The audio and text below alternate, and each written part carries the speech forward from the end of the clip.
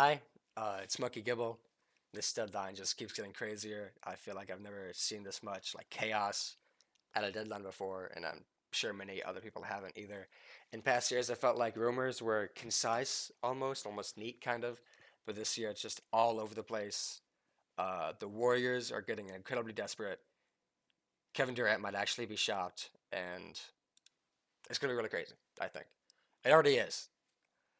First, let's talk about trades that actually have happened already since my last video. The first one I want to talk about being a trade between the Dallas Mavericks and the Philadelphia 76ers. In this trade, the Mavericks got Caleb Martin and the Sixers got Quentin Grimes and a second. Now, the Mavericks are really going all in on this defense wins championships thing. Quentin Grimes is younger at only 24 than Caleb Martin. Caleb Martin is on a bigger contract, which you don't want. However, it's a longer term contract, so maybe the Mavericks were scared that Grimes wouldn't re-sign with them in the off season or something. I feel like Quentin Grimes is the better player in this trade, so in my mind, the Mavericks traded a slightly better player for an older guy on a bigger contract and gave up a second round pick in the process. This is just poor asset management by Nico, which at this point is not surprising. It's not really a big trade at all. It's not going to make that big of a difference, but it just shows you what Dallas fans are working with, and they're growing even more upset, which I get. It feels like Quentin Grimes is the more valuable asset, and you gave up a second round pick and him to get an older guy. So for the Mavs, I would give this trade a C minus, and the Sixers a B. B minus. I was lenient because this trade isn't that big of a deal. It just shows how completely clueless Nico really is. Now earlier, there were a lot of reports about the Bucks really honing in on a trade that involves Kyle Kuzma, and as I'm writing this, it just happened. The exact trade is the Bucks get Kyle Kuzma, Patrick Baldwin Jr. to make the salaries work, and a Wizards second for Chris Middleton and the Bucks rookie that they just drafted, AJ Johnson, and a right to first round pick swap, which means on a certain year that has not been specified yet, the Wizards have the right to swap their first round pick with Milwaukee. But depending on the year, probably doesn't mean anything, as the Wizards are likely to be worse. Um, Middleton was a key piece for the Bucks in their recent 2021 championship, becoming one of the greatest players in franchise history, but has been not too good this season, coming off the bench, still recovering from injuries and stuff. I think it was right to trade him though it may be sentimental for Bucks fans. The Bucks get a pretty good player in Kyle Kuzma. Giannis supported this acquisition, by the way. He pushed for it, and they didn't even give him too much. They gave it AJ Johnson, who has some potential, but he's not he's not that good. He's not that guy. He's a late first round pick from last year. It's hard to hit on those late first round picks, but if you're in Milwaukee's situation, you just need to. They didn't with him, and they used him as an asset to get Kyle Kuzma. Um, it's kind of a win-win. I mean, the Wizards get draft compensation and a young prospect, though he may not be too good, and another piece in Chris Middleton that they can flip for more draft compensation, which I thought the Wizards were going to do before the deadline, but came out that they weren't. I don't know if that's just a negotiation thing because they want more out of him or whatever. I also hear that the Bucks are really trying to offload Pat Connaughton. The Bucks with this deal, in my opinion, got the better player. They are also objectively much more flexible salary wise, and I'm pretty sure with this trade avoid the second apron completely. I feel like the Wizards could have maybe got a little bit more for Kuzma, but maybe you can flip Chris Middleton for something else. But for this trade, I'd give the Bucks a B plus and the Wizards a C. Two smaller trades happened too. The Rockets got Jaden Springer, the Celtics 2030 second round pick, and some other garbage, heavily protected second rounders. Doesn't mean anything, pretty much. The Celtics got back in return nothing. They got some heavily protected second rounders. Trade isn't worth grading, it's a salary dump.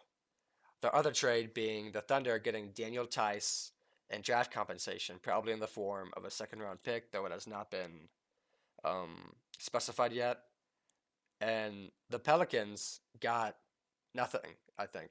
This is again another salary dump, which puts the Pelicans under the luxury tax, and the Thunder get a second by absorbing this contract. So smart move by the Pelicans. Probably won't make a difference. It's just save them some money. I think it's like $4 million or something they save by getting under the salary cap or under the luxury tax. So nothing to grade, but kind of cool. Now my favorite part is the rumors. I just want to say LeBron James is not getting traded. He is staying in LA. Anyone who's telling you he's getting traded is lying to you. Rumors don't get out for no reason. If they get out, that means things were discussed. I mean, sometimes it can be warped and stuff. But first, I feel like we have to talk about the Golden State Warriors. They are visibly desperate. They have reached out to pretty much every team with an All Star this season, trying everything they can to get help for Stephen Curry. They apparently want Giannis. I want the Browns to win the Super Bowl next year. They're not getting Giannis.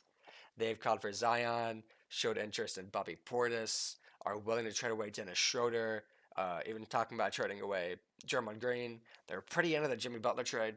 In fact, a trade between the Warriors and Heat was pretty much set in place, centered around Wiggins and some picks for Jimmy Butler, until Jimmy Butler, this agent, shut it down and made it clear that he wouldn't resign with them, kind of. So a guy there they were really trying to get was Kevin Durant, and it wasn't crazy that like this was really close. Like people were expecting this to happen.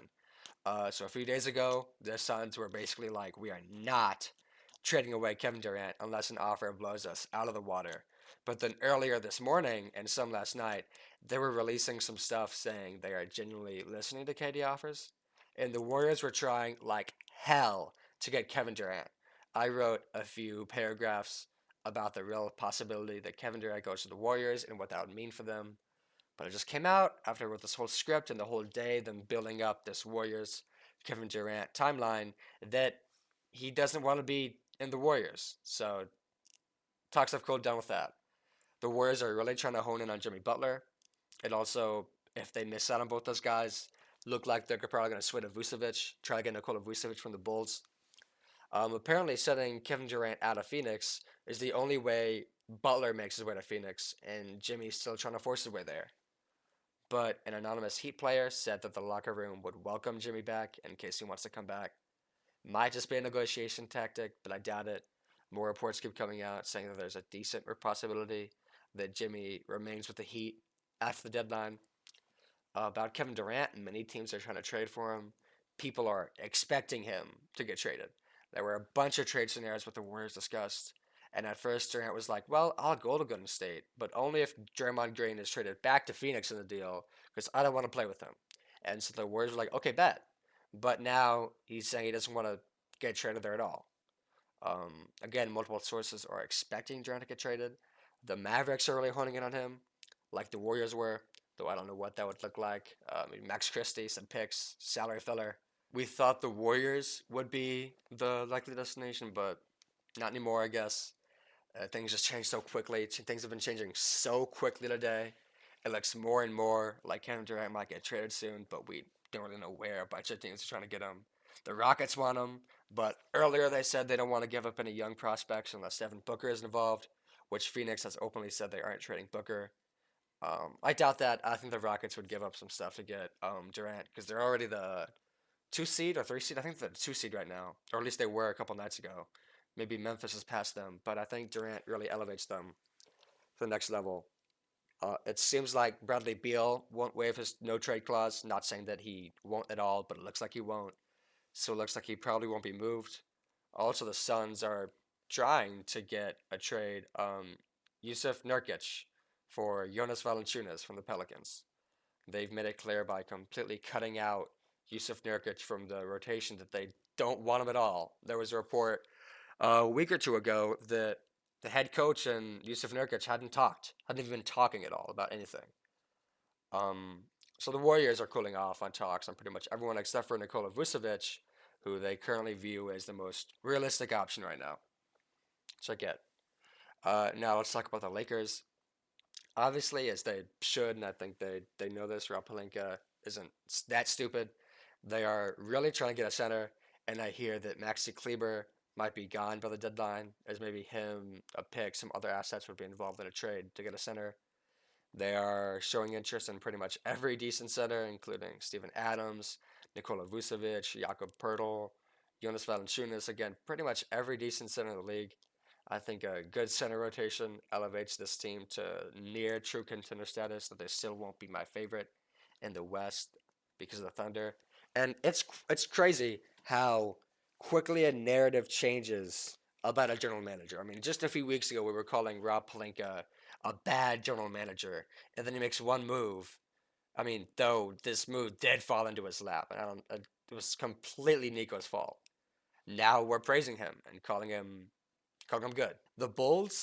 Um, the Bulls are weird.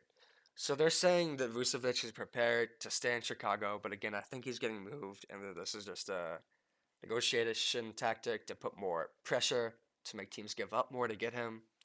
A few days ago, it looked like they were open to shopping Lonzo Ball, and then yesterday it came out they said they weren't going to trade him and wanted to re-sign him in the offseason. Now it looks like multiple teams want him, including the Grizzlies, Pistons, and Wolves, which means he might get traded to one of those teams. The Bulls look like they're going to continue to blow this roster up, finally. It also looks like they're going to try to shop the guys they just got in the Spurs trade, being Zach Collins, Kevin Herter, and Trey Jones, probably in the form of a second round pick or two.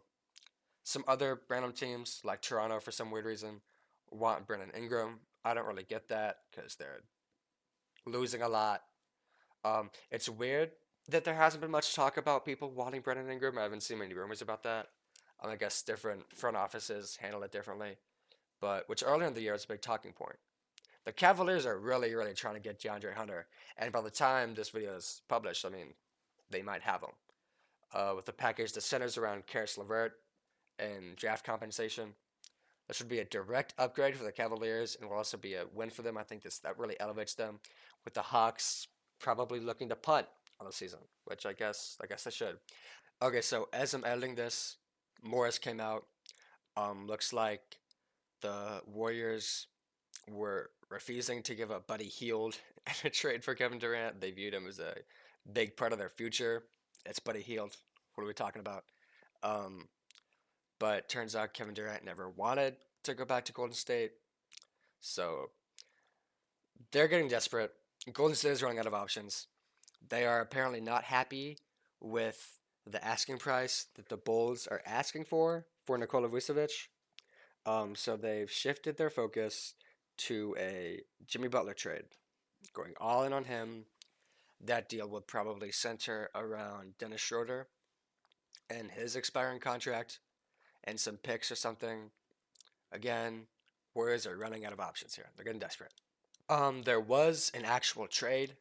The Kings got Jonas Valanciunas, and the Wizards got Sidney Sissoko, the guy they got from the Spurs trade, and two second round picks. So it's a decent haul for Jonas Valanciunas. Looks like the Suns aren't going to be getting him. The Kings kind of needed a backup big, so it's kind of helpful for them. But I don't know if this moves the needle too much. Um, but that's that trade. It's not really gradable because there's not really anything, any substance. It's a small trade again. It looks like the Suns, however, are still trying to get Yusuf Nurkic out of there as quickly as possible. I don't blame them. Also, I was right about Brandon Ingram being weird. Looks like there are rumblings of him. Looks like Atlanta and Toronto are trying to get him, which I don't get that for either of those teams. I don't understand. But, you know, it's whatever. This is gearing up to be the craziest trade deadline of all time. I don't know if there's ever been this much chaos and so much change in just a few hours. I've had to update the script so many times just over the course of like 7 hours, and change things that changed. Don't be surprised if Kevin Durant gets traded. Don't be surprised if Jimmy remains in Miami. I think the Pelicans should try to get rid of Brandon Ingram. I'm pretty sure he's on an expiring deal, and he definitely will not re-sign with them. But that's it for now. I'll might release an emergency KD video if he gets traded tonight, but I would expect that tomorrow at the deadline. And that's pretty much all I have to say about this one. So, just as I finish editing this video, Jimmy Butler gets traded. Um, The trade was the Warriors got Jimmy Butler, the Heat got Wiggins, PJ Tucker, and a 2025 Warriors pick for this year, first round. Top 10 protected, but protection doesn't matter because they're not going to be top 10 in the draft, probably. The Pistons get Lindy Waters III and Josh Richardson. The Jazz get Dennis Schroeder, and the Raptors get Kyle Anderson.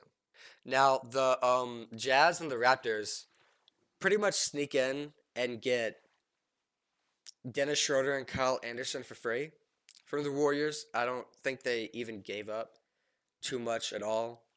To be honest, Lindy Waters is from the Warriors too. So the Warriors gave up a decent amount for Jimmy Butler, but I think this is worth it because you didn't give up too much, though it does kind of gut your deep bench. But again, this Warriors team was already one of the deepest teams in the league. We talked about before the season how a 10-man rotation wouldn't work. And so this is a consolidation trade. They trade some of their depth pieces for Jimmy Butler and their first round pick this year. So for the Warriors, again, they had a lot of depth pieces and it's a consolidation trade. They gave up a lot of depth pieces though. And I don't think Jimmy Butler's that guy anymore. But they still get better from this deal. And didn't give up too much in terms of future wise. So I'd give this a B, B minus, B minus. The Heat didn't have many options regarding Jimmy Butler, and they got something out of it. I'm sure they could trade Wiggins for something, get maybe a pick or two. So, um, C plus. And then the Pistons, they came in, got Lindy Waters, Josh Richardson for not too much. It's a C, doesn't do anything really. The Jazz, C plus, they got Dennis Schroeder for free. The Raptors, C plus, they got Kyle Anderson for free. But that's really all I have to say about this trade. So that's it.